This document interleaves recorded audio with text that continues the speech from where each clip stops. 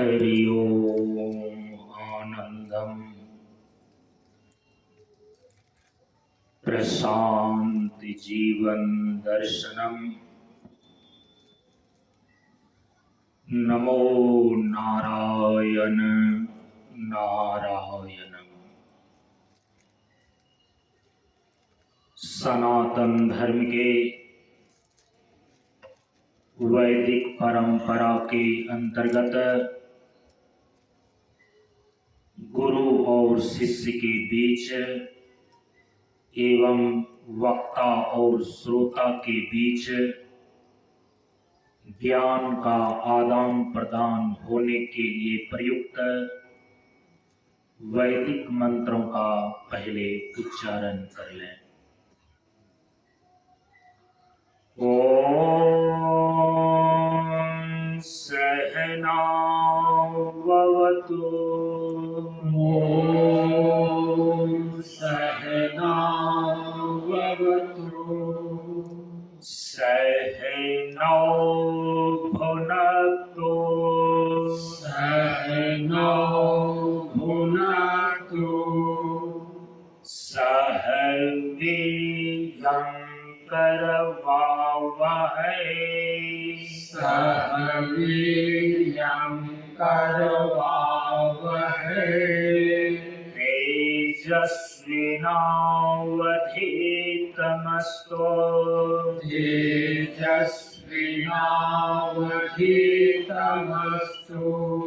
मा विद्विषावहै मा विद्विषावहै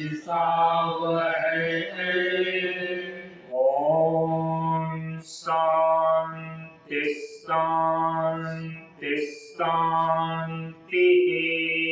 ओम शांति शांति शांति असतो मा सद्गमय असतो मा सद्गमय तमसो मा ज्योतिर्गमय तमसो मा ज्योतिर्गमय मृत्योर्मामृतं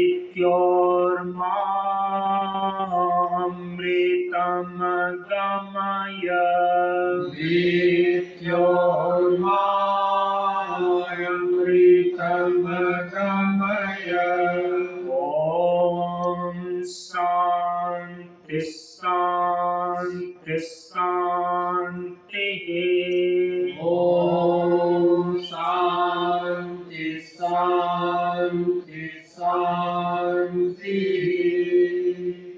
सभी लोग थोड़ी देर के लिए मौन एवं शांत रहें।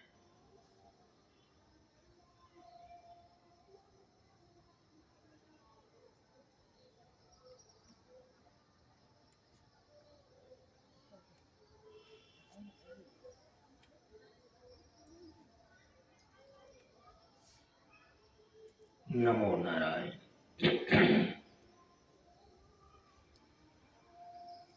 ब्रह्मानंदं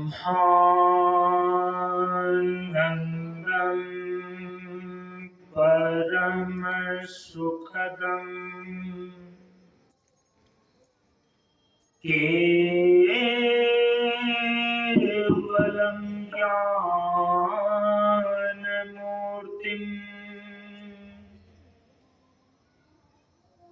द्वन्द्वातीतं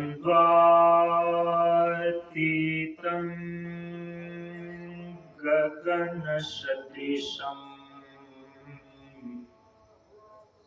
तत्त्वमस्यादिलक्ष्यम्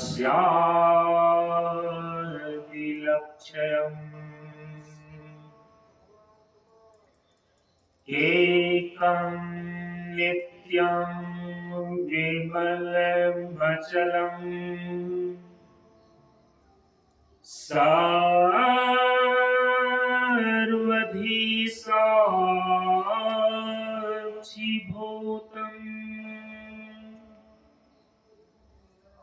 भावातीतं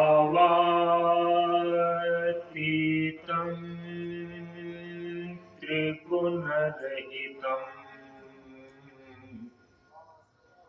सद्गुरुं तं नमामि। सद्गुरुं तं नमामि।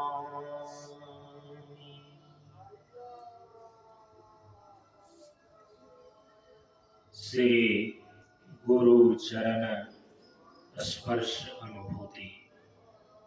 आवाज ठीक नहीं। ज्ञान मार्ग सत्संग के सानिध्य में उपस्थित श्रद्धालु सत्संग प्रेमियों,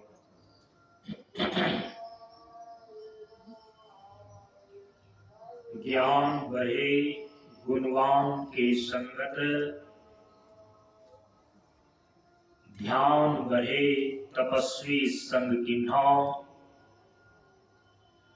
बुद्धि विवेक विचार बढ़े संत सन्यासी सुसज्जन तिन्हों।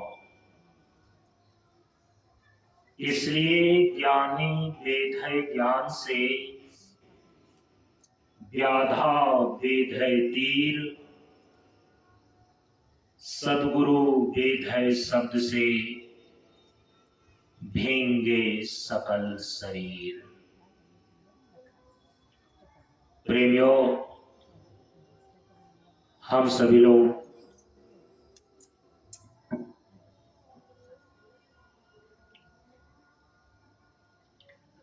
प्रशांत योगाश्रम मनियर मंच पर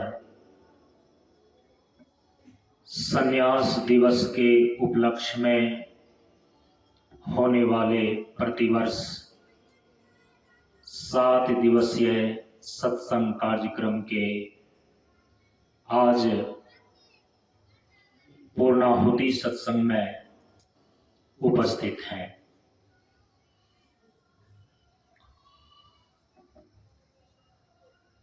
इस बार के इस सत्संग सत्र में हम सभी लोग ब्रह्म दर्शन की प्रक्रिया पर विचार कर रहे हैं। ब्रह्म दर्शन के संबंध में परम पूज्य गुरुदेव ने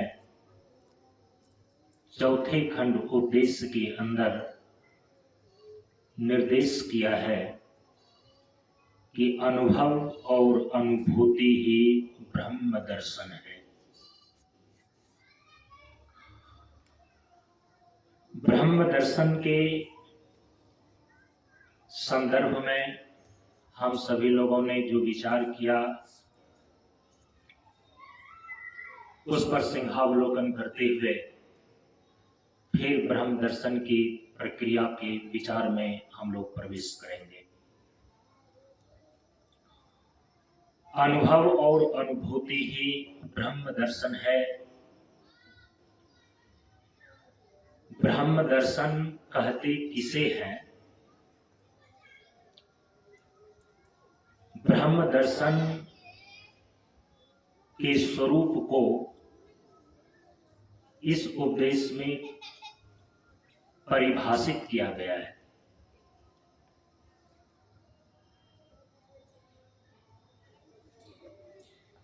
ब्रह्म दर्शन कहते किसे हैं? इस उपदेश के माध्यम से जो यह निर्देश परम पूज्य गुरुदेव ने किया है कि अनुभव और अनुभूति ही ब्रह्म दर्शन है, हम सभी लोगों ने विचार के माध्यम से स्पष्ट रूप से समझने का प्रयास किया है कि किस प्रकार की अनुभव और अनुभूति ब्रह्म दर्शन है। जो जीवन को बरकरार रखे उसे सत्य कहते हैं। इसके पश्चात उपदेश में यह निर्देश प्राप्त होता है कि अनुभव और अनुभूति ही ब्रह्म दर्शन है। इसका यह अभिप्राय है कि जो सत्य तत्व है उस सत्य तत्व का अनुभव और अनुभूति ब्रह्म दर्शन कहलाता है। इस पर सम्यक रूप से हम सभी लोगों ने विचार कर लिया है कि सत्य तत्व के रूप में ब्रह्म और आत्म तत्व की ही प्रतिष्ठा है। आत्मा एव सत्य सनातनस्य श्रीमद् भगवत गीता में भगवान के इस वचन के द्वारा और सत्यम ज्ञानम अनंतम ब्रह्म इस श्रुति प्रमाण के द्वारा यह सिद्ध होता है कि परम सत्य के रूप में, परमार्थ सत्य के रूप में ब्रह्म और आत्म तत्व की प्रतिष्ठा है। इसीलिए ब्रह्म और आत्मा के अप्रोक्ष ज्ञान का नाम ब्रह्म दर्शन है। ब्रह्मात्म स्थिति को ही ब्रह्म दर्शन बोलते हैं। ब्रह्म दर्शन क्यों करना चाहिए? जीवन में ब्रह्म दर्शन की आवश्यकता क्यों है? परम पूज्य गुरुदेव ने इसका उत्तर दो उपदेश के माध्यम से निर्देशित किया है। इस पर हम लोगों ने विचार किया। परम पूज्य गुरुदेव उपदेश में निर्देश करते हैं कि दैहिक, दैविक और भौतिक तापों को सह लेना ही ब्रह्म दर्शन है। इसके बाद आगे उपदेश में निर्देश करते हैं कि निराधार में आनंद, प्रसन्न और संतुष्ट रहना ही आत्मावान होना है। यह दोनों उपदेश ब्रह्म दर्शन के प्रयोजन को सिद्ध करता है कि हमें अपने जीवन में ब्रह्म दर्शन क्यों करना चाहिए। क्योंकि हम अपने जीवन में ताप, संताप, दुख नहीं चाहते हैं और जितने भी प्रकार के प्रयास, प्रयत्न और पुरुषार्थ कर रहे हैं उसका एक ही ध्येय है, एक ही लक्ष्य है कि हम अपने जीवन से दुखों की आत्यांतिक निवृत्ति कर लें। दुख तीन प्रकार के होते हैं, दैहिक, दैविक और भौतिक। सभी प्रकार के दुखों को इसी तीन श्रेणी में रखा गया है, दैहिक, दैविक और भौतिक। क्योंकि दुख जो है संताप देने वाला है, भीतर से शोक और संतप्त करने वाला है, इसीलिए इसको बोलते हैं ताप। दैहिक, दैविक, भौतिक तापा, ये तीन प्रकार के दुख हैं, ये तीन प्रकार के ताप हैं। परम पूज्य गुरुदेव क्या कह रहे हैं उपदेश में? ध्यान दीजिए।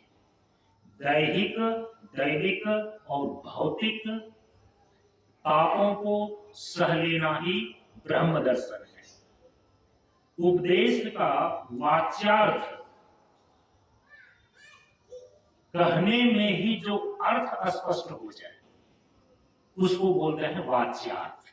उपदेश का, इस उपदेश का वाच्यार्थ यह कहता है कि जो साधक ब्रह्म दर्शन करना चाहता है उसे अपने जीवन में दैहिक, दैविक और भौतिक तापों को सहने की क्षमता लानी चाहिए। ये साधना की स्थिति है। साधना करते करते करते जब लक्ष्य पूरा हो जाता है, ब्रह्म दर्शन की प्राप्ति हो जाती है, तो फिर उसकी फलश्रुति क्या है? इसी उपदेश के लक्ष्यार्थ को इस रूप में स्पष्ट किया जाता है। इसी उपदेश का लक्ष्यार्थ यह कहता है कि ब्रह्म दर्शन हो जाने पर जीवन से दैहिक, दैविक और भौतिक तापों की आत्यांतिक निवृत्ति हो जाती है, समन हो जाता है। दैहिक, दैविक और भौतिक ताप सदा के लिए शांत हो जाते हैं। तो ब्रह्म दर्शन का ये प्रयोजन है कि जिस त्रिविध दुखों से हम अपने जीवन में त्रस्त हैं, जीवन की समस्याएं बनकर के खड़ी हैं, जीवन की इन सारी समस्याओं का अंतिम समाधान प्राप्त हो जाता है ब्रह्म दर्शन से। अब दूसरा उपदेश यह निर्देश कर रहा है कि निराधार में आनंद, प्रसन्न और संतुष्ट रहना ही आत्मावान होना है। ब्रह्म और आत्मा यही सत्य तत्व है। बृहत्वात् इति ब्रह्म, जो सत्य तत्व है, महतो महियान के रूप में उसको ब्रह्म कहा जाता है, परम प्रभु परमात्मा कहा जाता है। जो परम सत्य तत्व है, परम सत्य जो सत्य तत्व है, उसी को अनोरनियान के रूप में आत्मा कहा जाता है। ब्रह्म की सत्ता ही इस शरीर के भीतर आत्मा कहलाती है। इसीलिए श्रुति अयम आत्मा ब्रह्म, यह आत्मा ही ब्रह्म है, ऐसा निर्देश करती है। तो परम पूज्य गुरुदेव इसीलिए ब्रह्म दर्शन ऐसा निर्देश करने के पश्चात अब कहते हैं कि आत्मावान होना है। इसका मतलब है कि जो श्रुति ब्रह्म और आत्मा के एकत्व को निर्देशित करती है कि अयम आत्मा ब्रह्म, उसी अभिप्राय को ब्रह्म दर्शन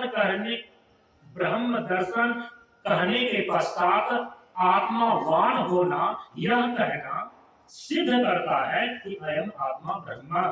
ब्रह्म और आत्मा ये दो नहीं है,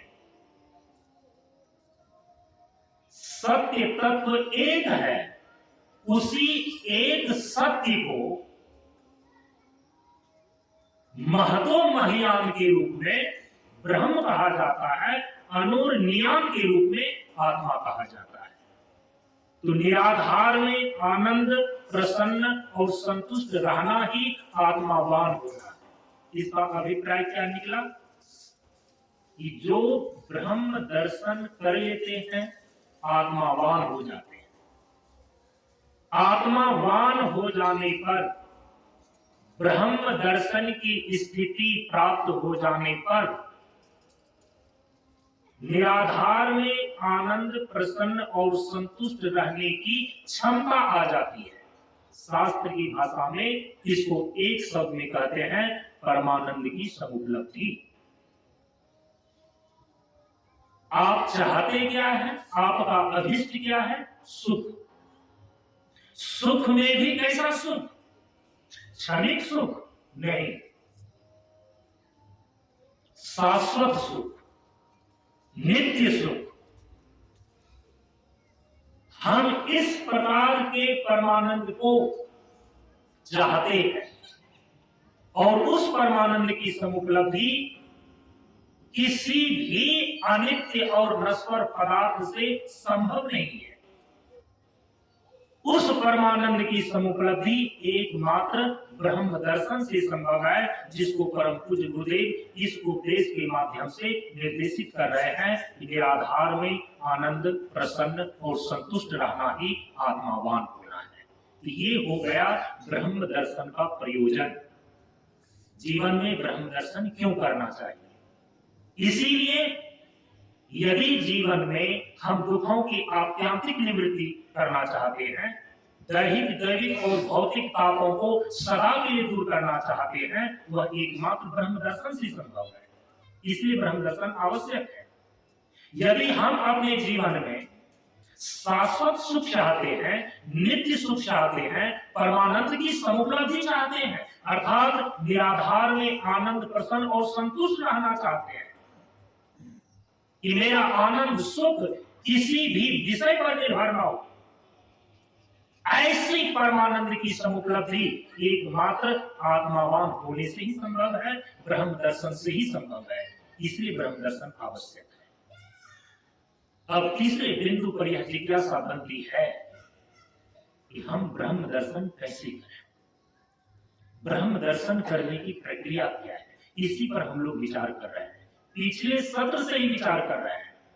इस बार तो विचार के क्रम को आगे बढ़ाया गया है। परम पूज्य गुरुदेव ने ब्रह्म दर्शन की प्रक्रिया को चौथे खंड उपदेश में 2 उपदेश के द्वारा निर्देशित किए हैं। आप सभी लोगों ने श्रवण किया। ब्रह्म दर्शन की प्रक्रिया को निर्देशित करने वाला 2 उपदेश।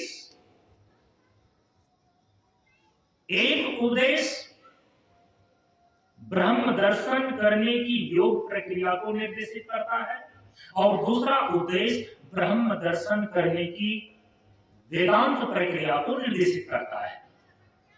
परम पूज्य गुरुदेव अपने उपदेश में निर्देश कर रहे हैं कि एकाग्रता और ध्यान देवात्मा और ब्रह्म है, विकाग्रता और उलझान प्रेतात्मा और यम है।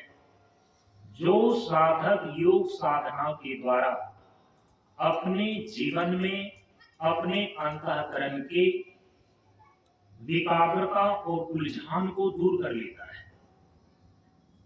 चित्त वृत्ति निरोध की प्रक्रिया के द्वारा चित्त वृत्ति को शांत कर लेता है, एकाग्र कर लेता है, अर्थात एकाग्रता और ध्यान की क्षमता को प्राप्त कर लेता है। तो एकाग्रता और ध्यान देवात्मा और ब्रह्म है, वो ब्रह्म की अनुभूति कर सकता है, ब्रह्मात्म स्थिति को उपलब्ध हो सकता है। यह है योग की प्रक्रिया। एकाग्रता और ध्यान की पराकाष्ठा का नाम योग सूत्र के अंदर योग दर्शन में विवेक ख्याति कही जाती है। योगा अंग अनुष्ठानात् अशुद्धि क्षये दीप्तेर ज्ञाने विवेक ख्याते है। योग के अंगों का विधिवत अनुष्ठान करने से अशुद्धि का क्षय होकर विवेक ख्याति उद्दीप्त हो जाता है। योगश्चित्त वृत्ति निरोधः, एकाग्रता और ध्यान को प्राप्त करने की जो वैज्ञानिक प्रक्रिया है उसी को बोलते हैं योग। तो योग के अंगों का विधिवत अनुष्ठान करने से अर्थात यम नियम पूर्वक आसन प्राणायाम प्रत्याहार धारणा और ध्यान का अभ्यास करने से एकाग्रता और ध्यान की पराकाष्ठा प्राप्त होती है, अर्थात विवेक ख्याति की क्षमता प्राप्त होती है।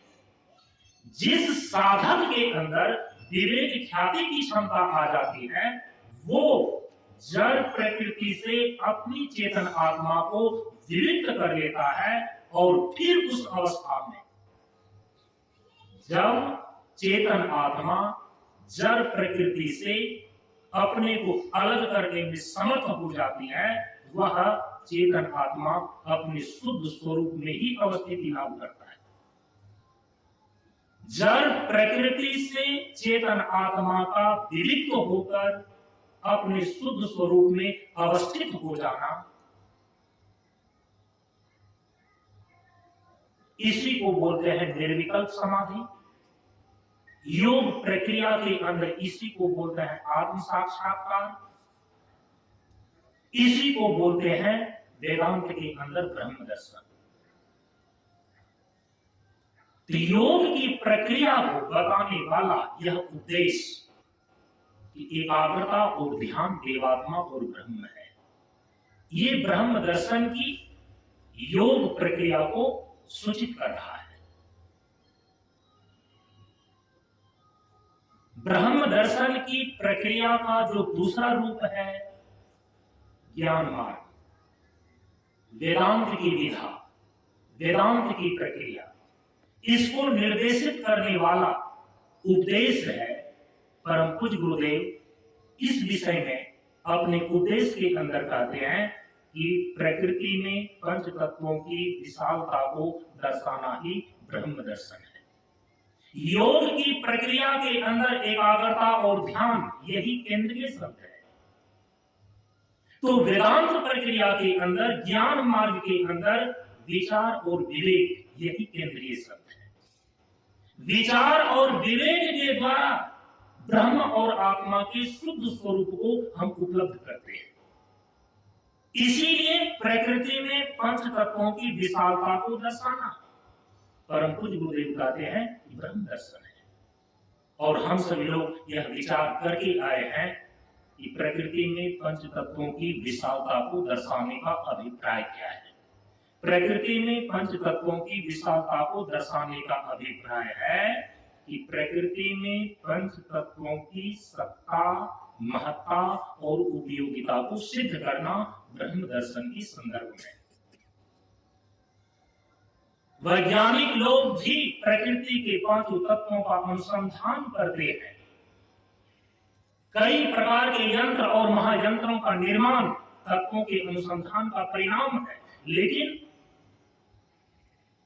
उसका अंतिम परिणाम ब्रह्म दर्शन निकल करके नहीं आया। भौतिक विकास हुआ और यदि ठीक ढंग से विचार किया जाए तो विज्ञान ने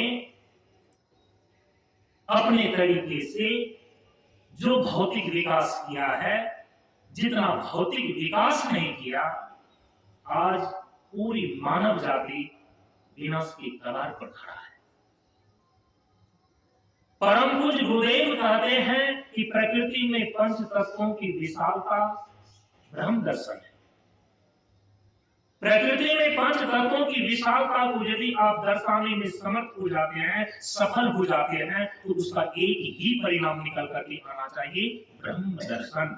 ब्रह्म जो परम सत्य, जो परम तत्व,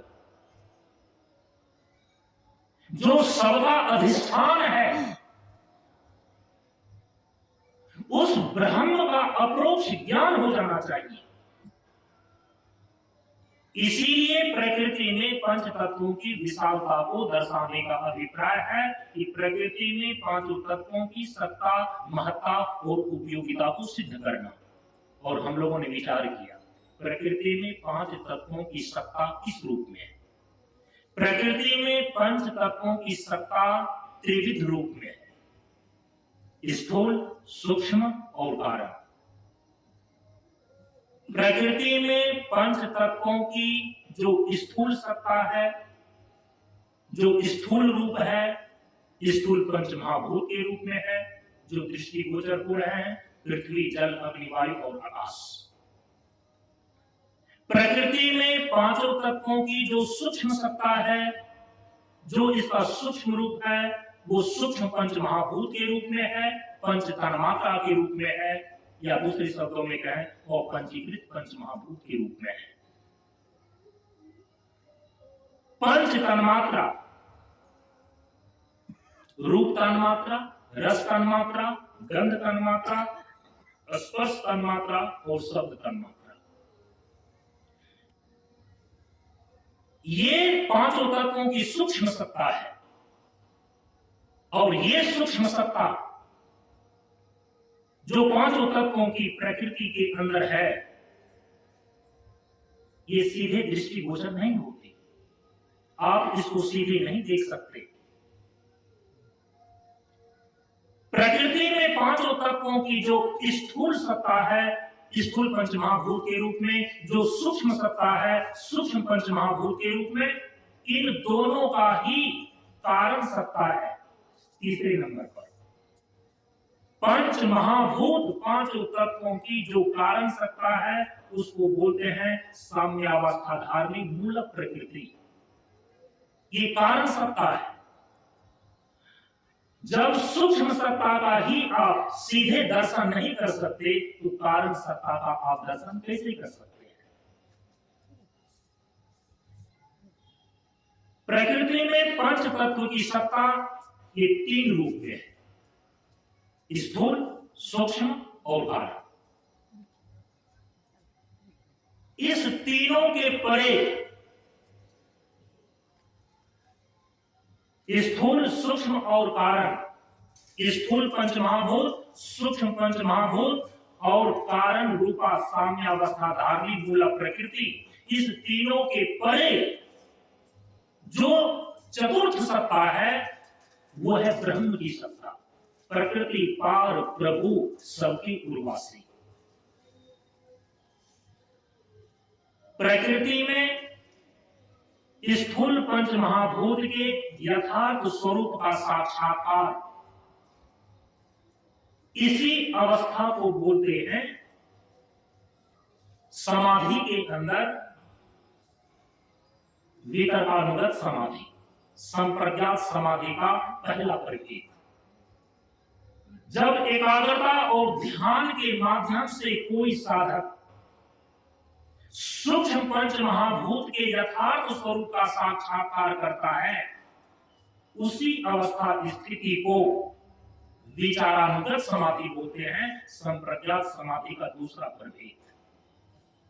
सूक्ष्म पंच महाभूत का जो कारण रूप है अहंकार तत्व, जब अहंकार तत्व के यथार्थ स्वरूप का साक्षात्कार करते हैं तो अहम अस्मि वृत्ति के रूप में होता है, और उसी को आनंदानुगत समाधि बोलते हैं, संप्रज्ञात समाधि का तीसरा प्रभेद। जब कोई साधक एकाग्रता और ध्यान के माध्यम से अहंकार तत्व का भी जो कारण महतत्व है, महातत्व के यथार्थ स्वरूप का साक्षात्कार कर लेता है, और उसका साक्षात्कार अस्मि वृत्ति के रूप में होता है। इसी स्थिति को समाधि के अंदर अस्मितानुगत समाधि बोलते हैं, संप्रज्ञात समाधि का चौथा प्रभेद। ये जो प्रकृति की त्रिविध सत्ता है, पंच तत्वों का जो त्रिविध रूप है, स्थूल सूक्ष्म और कारण, इसके यथार्थ स्वरूप का साक्षात्कार करना ही संप्रज्ञात समाधि कहलाता है। इन तीनों सत्ताओं से परे, इन तीनों सत्ताओं से पार जो चतुर्थ सत्ता के रूप में ब्रह्म की सत्ता है, त्रिगुणात्मक प्रकृति से विविध होकर विवेक ख्याति के बल पर जब कोई साधक अपने ही शुद्ध स्वरूप में अवस्थिति लाभ प्राप्त कर लेता है, तब उसको बोलते हैं निर्विकल्प समाधि, उसी को बोलते हैं असंप्रज्ञात समाधि।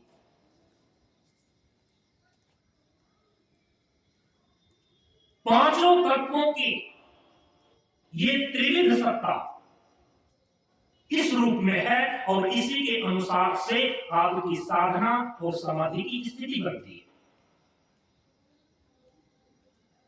है। स्थूल पंच महाभूत दार्शनिक धरातल पर स्थूलकारी माने जाते हैं, सूक्ष्म पंच महाभूत दार्शनिक धरातल पर सूक्ष्मकारी माने जाते हैं।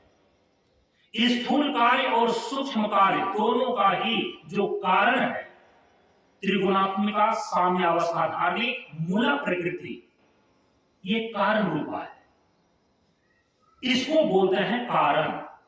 तो कार्य और कारण इस दोनों से अतीत, कार्य कारणातीत चतुर्थम ब्रह्म इति। कार्य और कारण से परे, कार्य और कारणातीत तत्व के रूप में निर्गुण निर्विशेष ब्रह्म की सत्ता है। आप सीधे वहां पर नहीं जा सकते, इसीलिए प्रकृति के पंच तत्वों की विशालता को दर्शाना आवश्यक है, इसको समझना आवश्यक है, इसकी सत्ता महत्ता और उपयोगिता को समझकर अपने जीवन में धारण करना आवश्यक है। तो सत्ता तो हो गई त्रिविध रूप में, और यहाँ पर यह भी ध्यान में रखना चाहिए कि पांचों तत्वों का जो मौलिक स्वरूप है वह एकमात्र ब्रह्म है।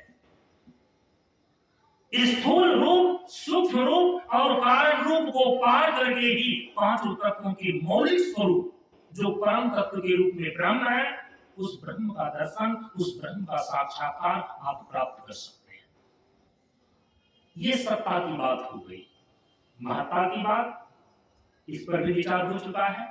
व्यवहारिक धरातल पर परम पूज्य गुरुदेव ने अपने उपदेश के द्वारा पांचों तत्वों की महत्ता को इस रूप में दर्शाया कि धरती एक सैया है, जल ही जीवन है, अग्नि ज्योति है, वायु प्राण है, आसमान छाजन है।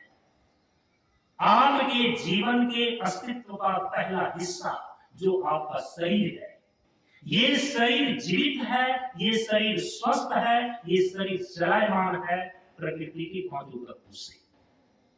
जब तक है ये जीवन कहलाता, सुमरन करता परिणाम है। क्षिति जल पावक गगन समीरा, पंच रचित सकल शरीरा। पांचों तत्वों के बिना आप अपने जीवन की कल्पना नहीं कर सकते।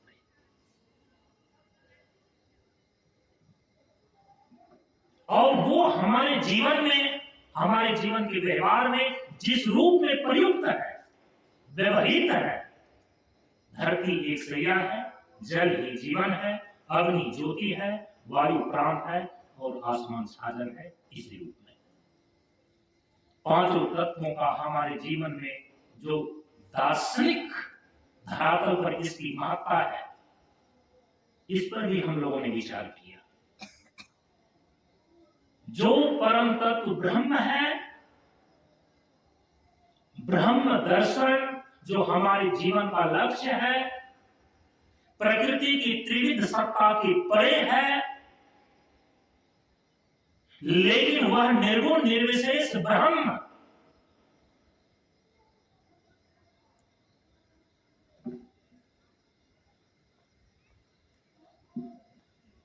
ये पांचों तत्व उस निर्गुण निर्विशेष ब्रह्म को उपलक्षित करने का तटस्थ लक्षण बनता है। जो तत्व अभी आपकी अनुभूति से परे है, उसका परिज्ञान आपको कोई भी कैसे कर सकता है? उसको उस तत्व का अवबोध कराने का माध्यम कौन बनेगा? ब्रह्म के स्वरूप लक्षण और तटस्थ लक्षण, ये दो प्रकार के लक्षण हैं। ब्रह्म अपने स्वरूप में निर्गुण है, निर्विशेष है। जो तत्व निर्गुण है, निर्विशेष है, वहां तो शब्द की साक्षात गति ही नहीं हो सकती। वो निर्विचार है।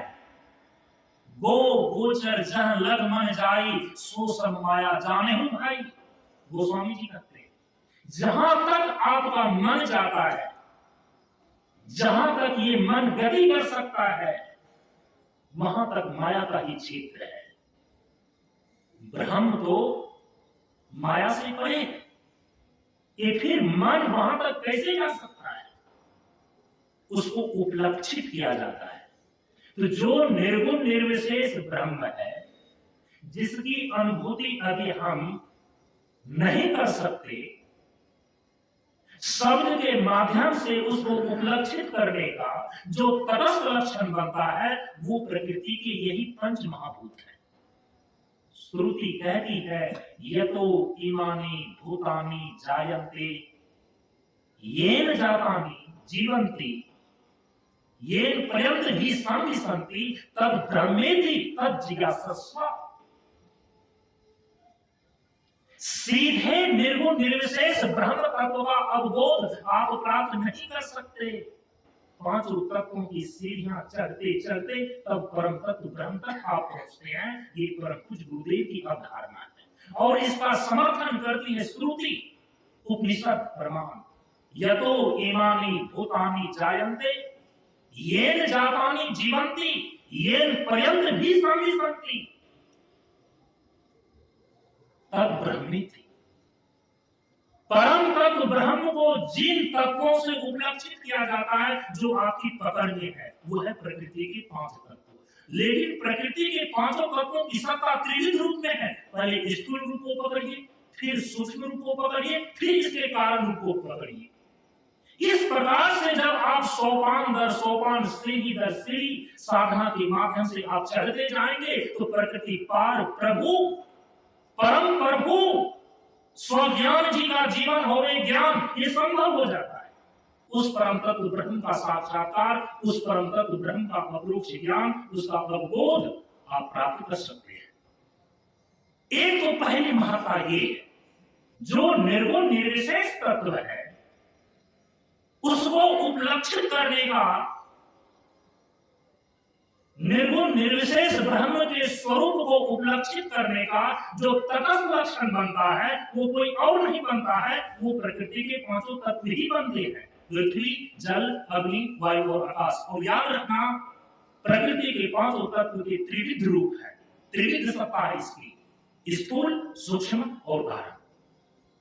एक तो पहली बात पांचों तत्वों की महत्ता का ये है कि पांचों तत्व के रूप, पांचों तत्व के माध्यम से ही निर्गुण निर्विशेष जो परम तत्व ब्रह्म है उसको उपलक्षित किया जाता है, वहां तक पहुंचने की सीढ़ी बनाई जाती है। दूसरी चीज है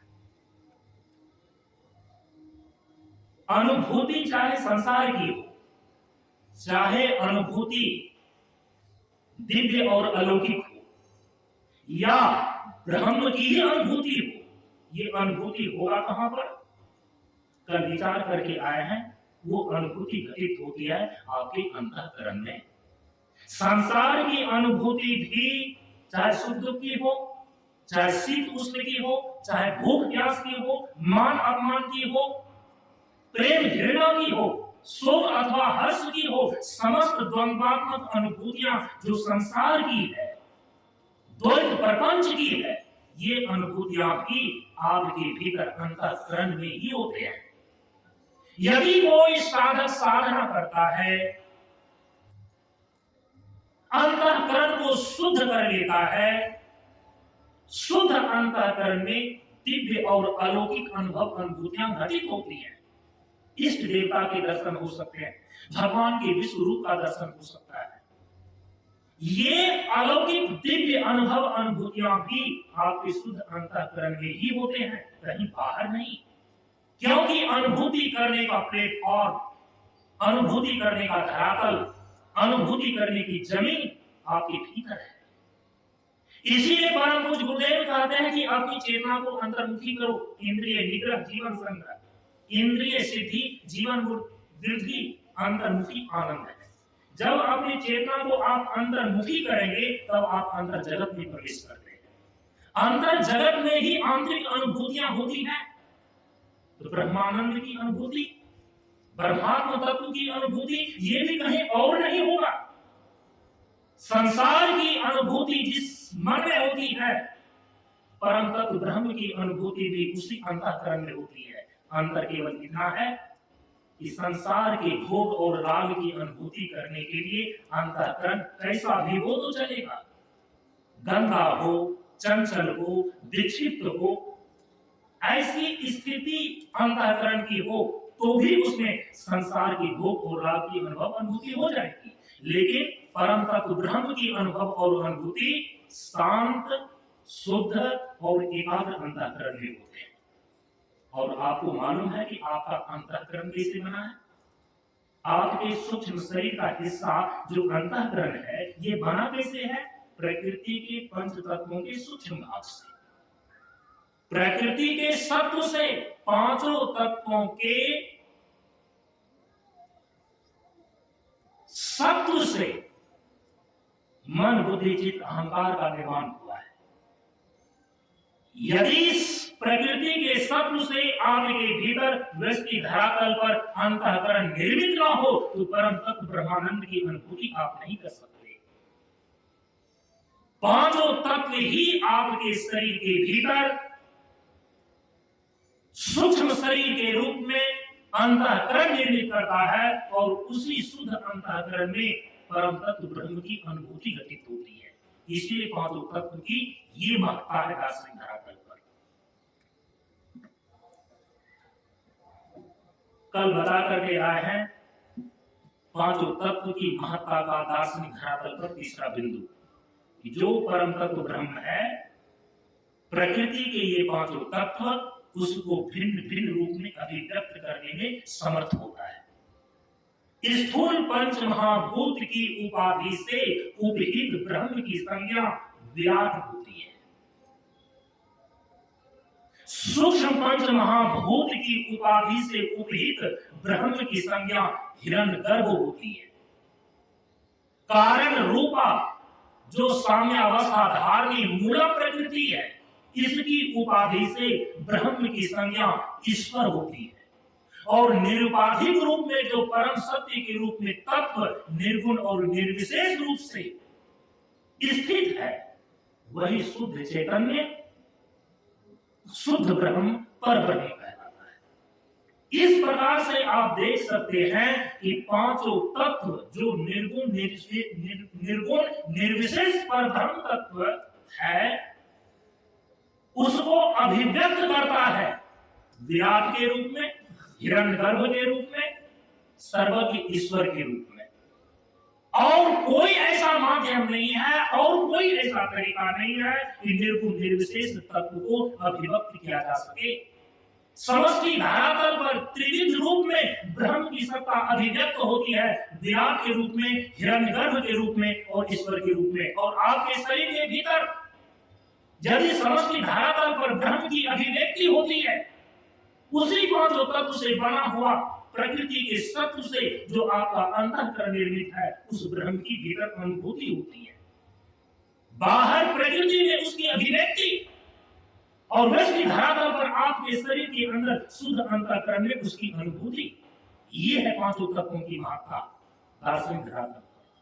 अब जो तीसरा बिंदु है उपयोगिता को सिद्ध करना, पांचों तत्वों की उपयोगिता ब्रह्म दर्शन में किस रूप में है, किस प्रकार से, इसको समझनी चाहिए।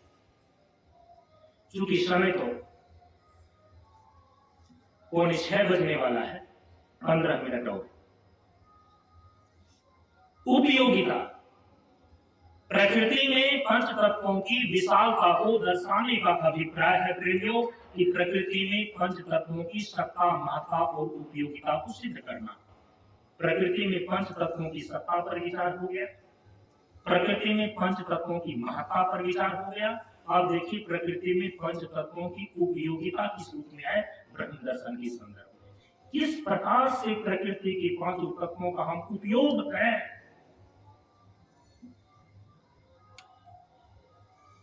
कि उसका परिणाम, उसकी फलश्रुति ब्रह्म दर्शन सिद्ध हो जाए। क्योंकि हम सभी लोग चाहे या ना चाहे, यदि जीवित रहना है तो प्रकृति के पांचों तत्वों का उपयोग तो करते ही करते हैं। चींटी से लेकर के पशु पक्षी मनुष्य तक, देवी देवता तक प्रकृति के पांचों तत्वों का उपयोग करते हैं। यदि शरीरधारी है, चाहे वह पशु का शरीर हो या मनुष्य का शरीर हो, चींटी का शरीर हो या पक्षी का शरीर हो, चाहे देवता का शरीर, यदि शरीरधारी है तो शरीर निर्मित होते हैं चीति जल पावक गगन समीरा पंच रचित सकल शरीरा। सबके शरीर और सब शरीर, चींटी से लेकर ब्रह्मा तक के शरीर, सबके शरीर और सब शरीर माने स्थूल शरीर, सूक्ष्म शरीर और कारण शरीर, सबके सब शरीर प्रकृति के पांचों तत्वों से निर्मित है। प्रकृति के स्थूल पंच महाभूत से सबके स्थूल शरीर निर्मित है। प्रकृति के सूक्ष्म पंच महाभूत से सबके सूक्ष्म शरीर निर्मित है। प्रकृति का जो कारण रूप है साम्यावस्था धारणी मूल प्रकृति, इसके द्वारा सबके कारण शरीर निर्मित है। इससे बाहर कोई नहीं जा सकता। हम किस रूप में इसका उपयोग करें, कैसे करें कि इसका परिणाम ब्रह्म दर्शन सिद्ध हो जाए। 3 बिंदु, 3 स्तर से इसको समझना चाहिए, इसकी उपयोगिता। पहला बिंदु, परम पूज्य गुरुदेव कहते हैं पंच तत्वों का समुचित प्रयोग की साधना। सामान्य ढंग से जो सभी लोग जीवित रहने के लिए, अपने जीवन को बरकरार रखने के लिए पांचों तत्वों का उपयोग करते ही करते हैं, ये सामान्य उपयोग है, इसको समुचित प्रयोग नहीं बोलते। सामान्य उपयोग के द्वारा चींटी से लेकर पशु पक्षी मनुष्य तक जीवित रहता है, अपने शरीर को बरकरार रख पाता है। लेकिन परम पूज्य गुरुदेव कहते हैं कि प्रकृति के इन पांचों तत्वों की यदि समुचित प्रयोग की साधना करो, इससे ब्रह्म दर्शन संभव है। प्रकृति के पंच तत्वों की समुचित प्रयोग की साधना, पंच तत्वों का समुचित प्रयोग की साधना से ब्रह्म दर्शन संभव है। यहां जो मार्केबल बातें हैं, नोट करने वाली बातें हैं, सामान्य उपयोग नहीं बल्कि समुचित प्रयोग। यदि कोई साधक केवल सामान्य उपयोग नहीं करता बल्कि समुचित प्रयोग करता है, तब ब्रह्म दर्शन सिद्ध होता है। यदि आप सामान्य उपयोग करें तो अनादि काल से अनंत काल तक सामान्य जीव पांचों तत्वों का उपयोग करके ही वह जीवन जी रहा है, जिंदा है। तो जन्म लेना बड़ी बात नहीं है, जिंदा रहना बड़ी बात है।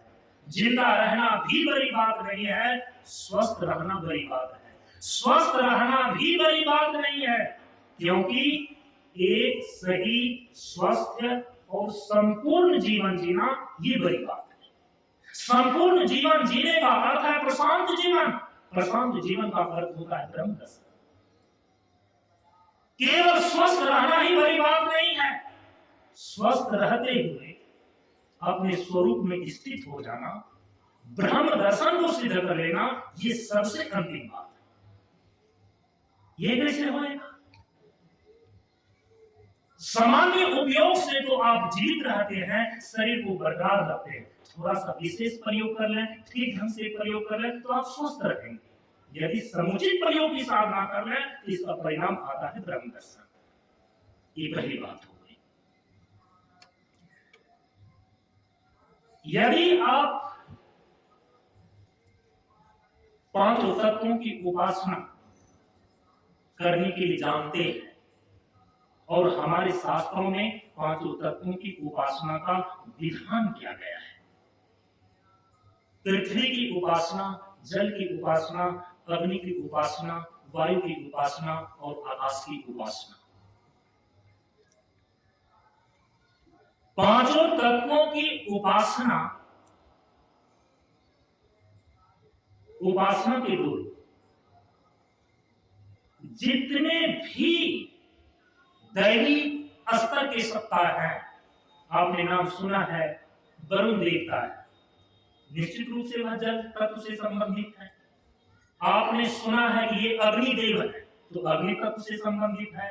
ये वायु देव है, वायु देवता है, वायु तत्व से संबंधित है।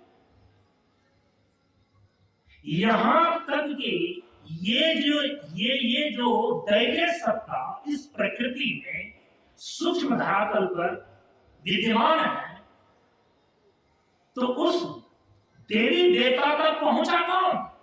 यही जीव उपासना करके। एक तो पांचों तत्वों की उपासना करके आप उसके अधिष्ठाता बन जाते हैं। जल की उपासना करके आप जल देवता बन सकते हैं। पृथ्वी की उपासना करके आप वैश्वानर बन सकते हैं। अग्नि की उपासना करके आप सूर्य बन सकते हैं। चंद्रमा की उपासना करके आप चंद्रमा ही हो सकते हैं।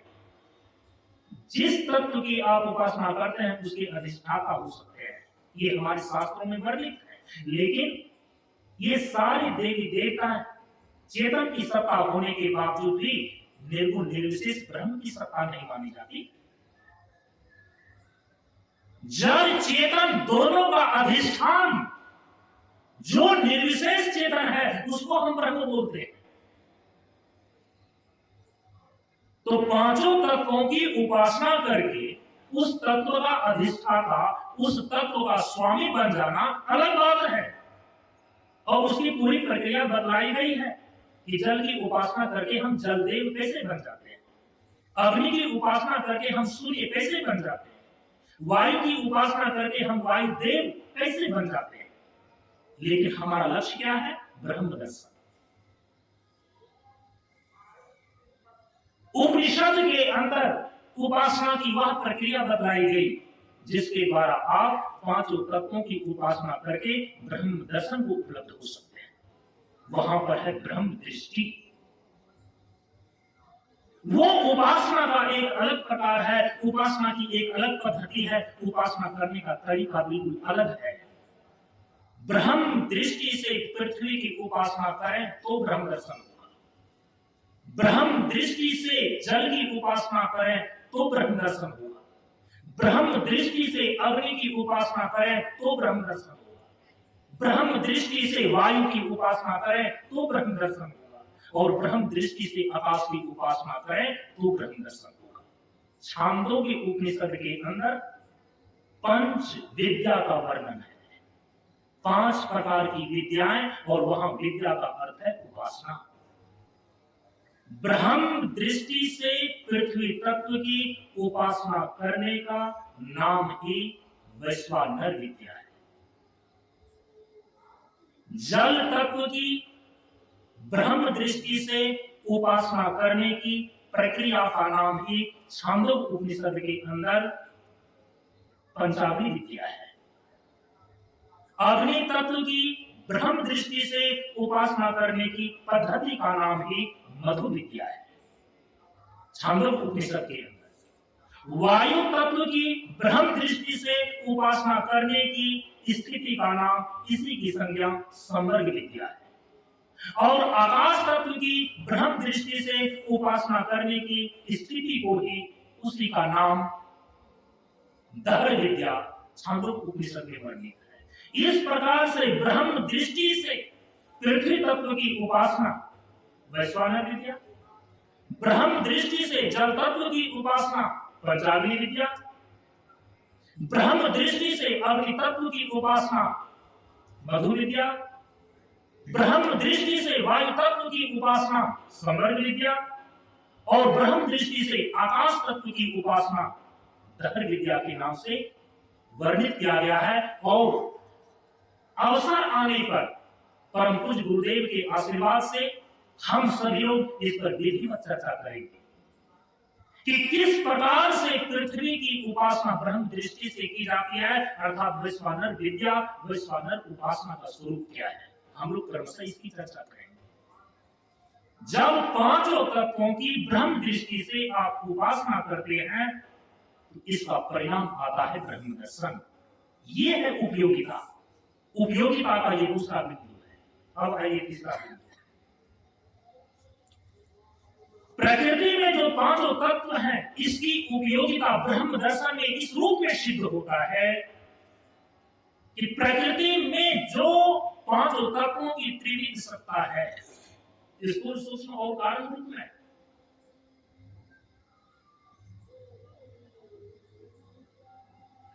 इससे जो बना हुआ आपके शरीर के अंदर कोष बने हुए हैं, उसको बोलते हैं पंचकोश। वेदांत में एक प्रक्रिया है, विचार मार्ग में, ज्ञान मार्ग में साधना की एक प्रक्रिया है, और उसको बोलते हैं विवेक, तत्व विवेक। पंच महाभूत विवेक और पंच महाभूत से बना हुआ इस शरीर के अंदर जो पंचकोश है, पंचकोश का विवेक। प्रमाण पूर्वक विचार करने का नाम है विवेक। अभी आप यूं ही विचार करते हैं, श्रुति प्रमाण पूर्वक जब आप विचार करते हैं, तत्व का विचार करते हैं, तब वह तत्व विवेक कहलाता है। पंच महाभूत के विवेक से जो परम तत्व निर्गुण निर्विशेष के रूप में ब्रह्म है, उनके शुद्ध स्वरूप की उपलब्धि होती है, उसका बोध होता है। पांचों तत्वों से बना हुआ आपके शरीर में जो 5 कोष हैं, यदि पंचकोश का विवेक सही ढंग से आपको करने के लिए आ जाए, विवेक करने में आप समर्थ हो जाते हैं, तो पंचकोशों के विवेक से पंचकोशों के परे जो आत्मा का शुद्ध स्वरूप है, उसका साक्षात्कार होता है। इस प्रकार से पांचों तत्वों का ब्रह्म दर्शन में उपयोगिता का ये तीसरा बिंदु है। पंच महाभूत के विवेक से परम तत्व ब्रह्म के शुद्ध स्वरूप की उपलब्धि होती है। और उसी पांचों तत्वों से बना हुआ जो शरीर है पंचकोश के सम्यक विवेक से आत्मा के शुद्ध स्वरूप का साक्षात्कार होता है। इस प्रकार से प्रकृति में पंच तत्वों की उपयोगिता के ये 3 बिंदु निश्चित होते हैं और इसी तीनों बिंदुओं से प्रकृति में पंच तत्वों की समुचित प्रयोग की साधना पहला बिंदु, ब्रह्म दृष्टि से पांचों तत्वों की उपासना दूसरा बिंदु, पंच महाभूत के विवेक और पंच महाभूत से बने हुए पंचकोश का विवेक करने से ब्रह्म और आत्मा के शुद्ध स्वरूप की उपलब्धि होती है। इस प्रकार से इसकी उपयोगिता के ये 3 बिंदु निश्चित होते हैं। हम सभी लोग इस मंच के द्वारा प्रकृति के पांचों तत्वों का समुचित प्रयोग की साधना का विचार चर्चा प्राय करते हैं और उसकी साधना समुचित प्रयोग की साधना साधक को स्थूल सूक्ष्म और कारण शरीर को शुद्ध करके शून्यता तक पहुंचने की क्षमता प्रदान करता है, क्योंकि परम पूज्य गुरुदेव ने स्पष्ट निर्देश दे दिया है पांचों तत्वों की साधना को लेकर कि पंच तत्वों का समुचित प्रयोग स्वास्थ्य और शांति प्रदान करता है। पंच तत्वों का समुचित प्रयोग और सभी इंद्रियों का संतुलित उपभोग स्वास्थ्य और शांति प्रदान करता है। पंच तत्वों का समुचित प्रयोग स्वास्थ्य और शांति प्रदान करता है, तो स्वास्थ्य शांति ये 2 चीजें हो गई। यदि पंच तत्वों का समुचित प्रयोग की साधना करते हैं तो स्वास्थ्य और शांति साधना के ये 2 परिणाम निकल करके आएंगे। अभी आप सुन रहे थे परम पूज्य गुरुदेव के द्वारा जो प्रतिपादित और निर्धारित साधना है, उनके 4 सिद्धांत हैं। पहला है स्वास्थ्य, दूसरा है शांति, तीसरा है शून्य और चौथा है सत्य। इसीलिए अंतिम में आशीर्वचन के अंतिम में निर्देशित करते हैं परम पूज्य गुरुदेव कि शून्य बराबर सत्य है, निराकार में आप। जो सत्य तत्व ब्रह्म और आत्मा है, उस सत्य की उपलब्धि के लिए शून्य आवश्यक है कि शून्य बराबर सत्य है। और ये शून्य आती कैसे है? शांति से, क्योंकि शांति शून्य है और शून्य शांति। और शांति आएगी कैसे? कौन शांत हो सकता है? जो स्वस्थ हो, स्थूल शरीर से स्वस्थ हो, सूक्ष्म शरीर से स्वस्थ हो और कारण शरीर से स्वस्थ हो। तो साधना की जो परिधि है उसका पहला चरण है स्वास्थ्य अर्थात शुद्धि। साधना की जो केंद्रीय हिस्सा है वो है शून्यता, और साधना का जो परिणाम है वो है सत्य उपलब्धि। तो साधना की परिधि शुद्धि है अर्थात स्वास्थ्य है। साधना का जो केंद्र है वो शून्य है और साधना की उपलब्धि जो है वो सत्य का साक्षात्कार है। तो शून्य बराबर सत्य है, माने यदि सत्य को आप उपलब्ध करना चाहते हैं, सत्य के रूप में जो ब्रह्म और आत्म तत्व है उसका अप्रोक्ष ज्ञान प्राप्त करना चाहते हैं, तो उसके लिए शून्य की भूमि चाहिए। और शून्यता घटित होती है उसी साधक के अंदर शांति शून्य है। जिन्होंने अपने भीतर चित्त वृत्ति का निरोध कर लिया है, चित्त का विक्षेप शांत कर लिया है, उसी के अंदर शून्यता घटित। चित्त वृत्ति का निरोध करने में वही व्यक्ति समर्थ होता है जिनका चित्त शुद्ध हो, स्वस्थ हो। यदि शुद्धि है तो शून्यता घटित होने की पूरी संभावना है। यदि शुद्धि और शून्यता दोनों आ जाए फिर सत्य उपलब्धि को कोई नहीं रोक सकता। परम पूज्य गुरुदेव इसीलिए पंच तत्वों का समुचित प्रयोग की साधना की सबसे प्रथम 2 उपलब्धि बताते हैं, स्वास्थ्य और शांति। और यदि स्वास्थ्य शांति आप उपलब्ध कर लेते हैं तो शांति शून्य है, शून्य शांति। यदि शांति का चूंकि अभिप्राय है चित्त के विक्षेप का दूर हो जाना, कि पाचन सांच होने से ज्ञान अभ्यास हो जाता, ज्ञान की पूरी संभावना होगी। यदि चित्त शुद्ध है, ज्ञान हुए सो शांत हुए सो, ज्ञान तभी होगा जब चित्त शांत होगा। तो शुद्धि और शांति, फिर वहां पर घटित होगी शून्यता। शून्यता का अर्थ है शरीर शून्यता, विचार शून्यता और भाव शून्यता। शून्यता के ये 3 चरण हैं। उसी प्रकार से शुद्धि के भी 3 चरण हैं, स्वास्थ्य के भी 3 चरण हैं। स्थूल शरीर से स्वस्थ होना, शरीर का रोग रहित होना, सूक्ष्म शरीर से स्वस्थ होना, सूक्ष्म शरीर का भोग रहित होना, कारण शरीर से स्वस्थ होना अर्थात कारण शरीर का शोक रहित होना। शरीर शुद्धि, विचार शुद्धि और भाव शुद्धि, ये शुद्धि के 3 धरातल हैं, ये 3 चरण हैं। शरीर की शुद्धि हो तो शरीर शून्यता घटित होती है, विचार शुद्धि हो तो विचार शून्यता घटित होती है, भाव शुद्धि हो तो भाव शून्यता घटित होती है। यदि शून्य की भूमि पर आप आ गए, आत्मा के यथार्थ स्वरूप का साक्षात्कार होता है, बोध होता है। इसलिए शून्य बराबर सत्य है, निराकार में आप। 5 तत्वों के समुचित प्रयोग की साधना, समुचित प्रयोग की 3 विधि आप सुनते रहते हैं, स्नान, पान और ध्यान। स्नान और पान के द्वारा शुद्धि प्राप्त होती है। 5 तत्वों के स्नान के द्वारा, 5 तत्वों के पान के द्वारा शरीर शुद्धि होती है। 5 तत्वों का यदि आप ध्यान करें, भाव शुद्धि की प्राप्ति हो जाती है। कारण स्तर पर 5 तत्वों का यदि आप चिंतन करें, विचार शुद्धि हो जाती है। इसलिए 5 तत्वों के समुचित प्रयोग के द्वारा शुद्धि तीनों धरातल पर घटित होती है और वहां पर शांति आती है।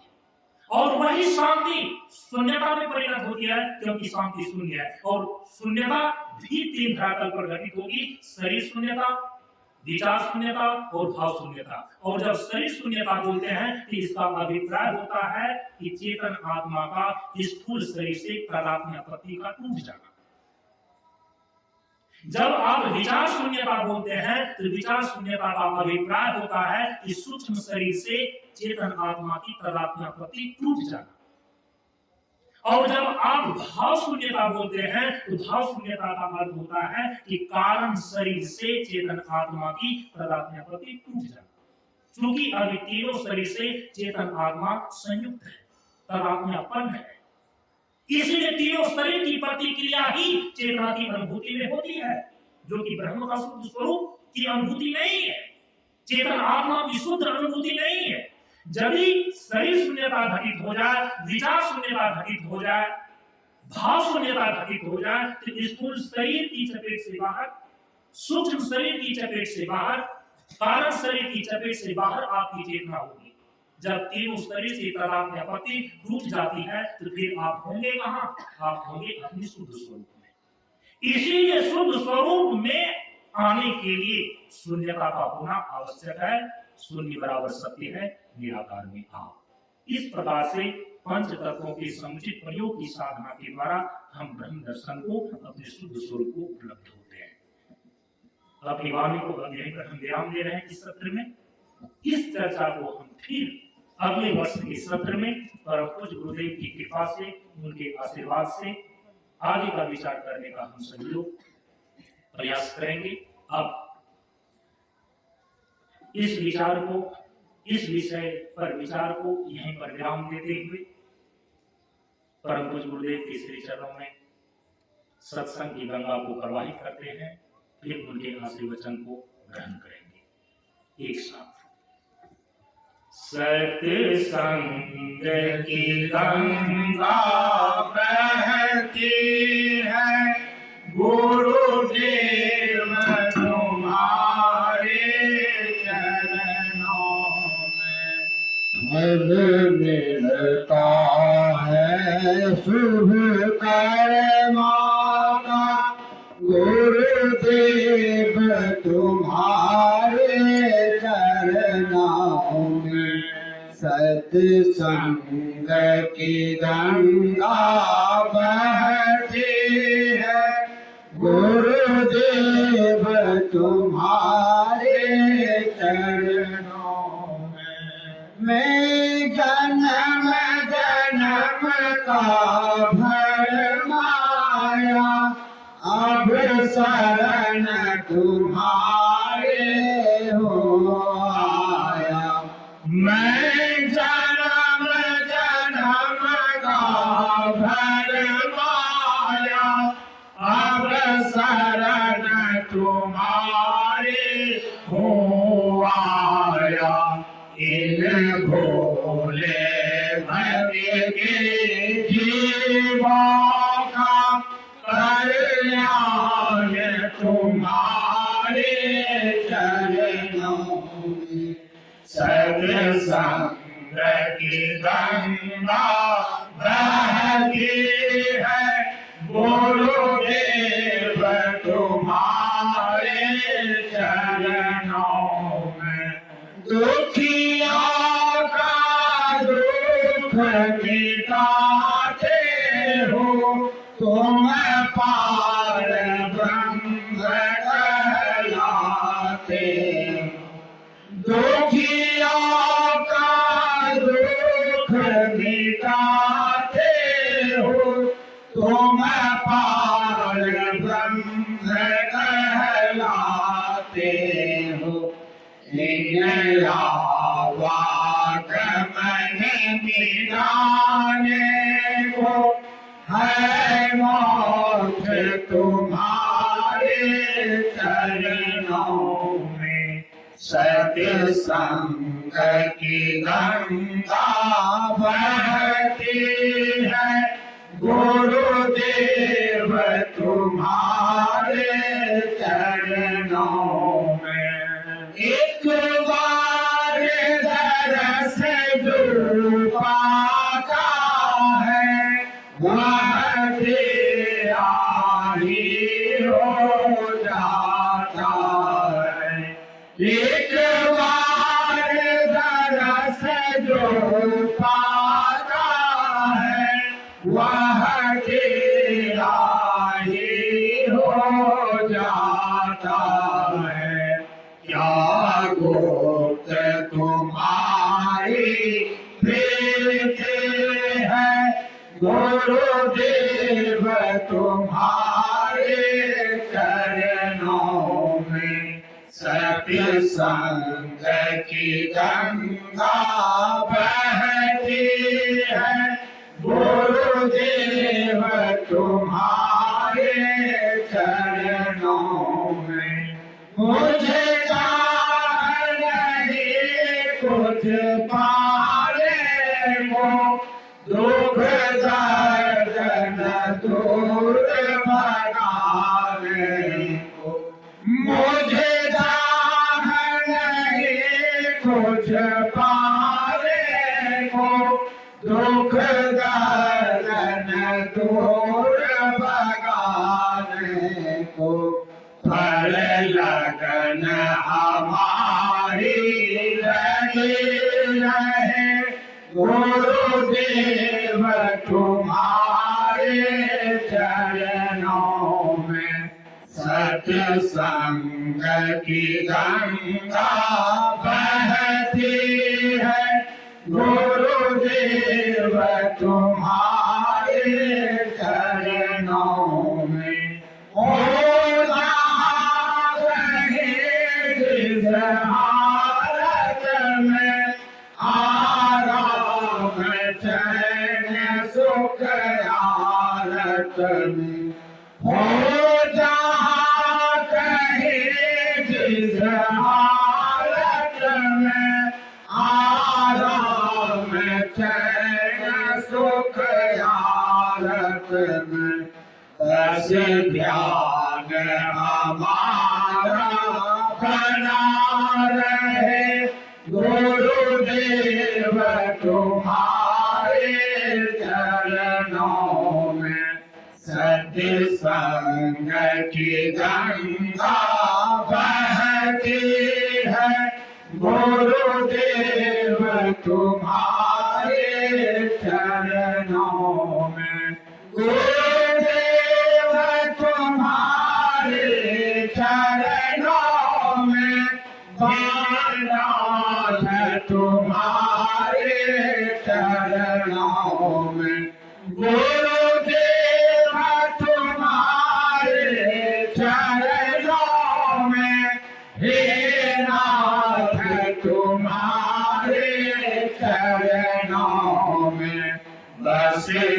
ध्यान हमारा बना रहे गुरुदेव तुम्हारे चरणों में बस ध्यान हमारा बना रहे गुरुदेव तुम्हारे चरणों में बस ध्यान हमारा बना रहे गुरुदेव तुम्हारे चरणों में।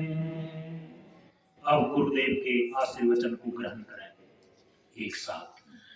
निष्पक्षी को भक्ति है, निर्वाही को ज्ञान, निर्गंधी को मोक्ष है, निर्लोभी निर्वाण, जल से पतला ज्ञान है, ज्ञान से पतला ज्ञान, ज्ञान से पतला